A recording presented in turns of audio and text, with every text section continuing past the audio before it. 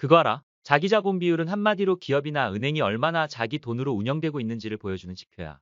공식은 자기 자본 나누기 총자산 곱하기 100%인데 총자산 중에서 얼마나 빚이 아닌 자기 돈으로 메꿔졌는지를 말해주는 거지. 특히 은행이나 금융회사는 이 비율이 낮으면 위험하다고 봐. 왜냐하면 위기 상황에서 손실이 나면 자기 자본이 얇으면 금방 쓰러질 수 있거든. 1. 안정성의 척도. 자기 자본 비율이 높다는 건 부채보다 자기 자본이 많다는 뜻이야. 이건 기업이 안정적으로 운영되고 있다는 신호로 받아들여져. 반대로 비율이 낮으면 이 회사 빚에 의존하는구나라는 인식이 생기지. 투자자 입장에서는 이런 숫자를 보고 회사의 재무 건전성을 판단해.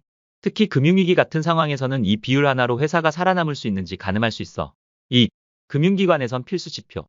은행이나 보험회사 같은 금융기관은 자기 자본 비율이 생명이야.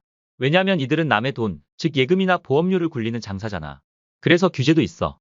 국제적으로는 바젤 기준이라고 해서 일정 비율 이상을 유지해야 해.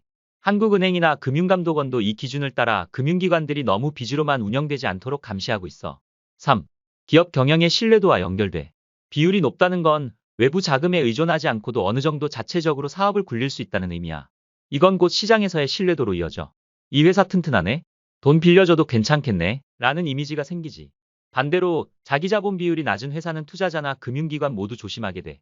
특히 금리가 오르는 시기에는 부채 부담이 커지니까 이 비율은 더 중요한 지표가 돼. 4. 투자자에게 어떤 의미일까? 투자자 입장에서는 이 지표를 보고 리스크를 판단할 수 있어. 예를 들어 A기업이 자기 자본 비율 70%, B기업이 20%라면 A기업이 훨씬 안정적으로 보이는 거지. 물론 이 비율만 보고 투자 결정을 하면 안 되지만 적어도 이 회사가 외풍에 얼마나 버틸 수 있을까를 보는 기준으로는 꽤 유용한 지표야. 재무제표에서 꼭 체크해봐야 할 항목이기도 해. 한 줄 평. 자기 자본 비율은 회사의 체력 테스트 결과표 같은 거야. 높을수록 오래 버틴다.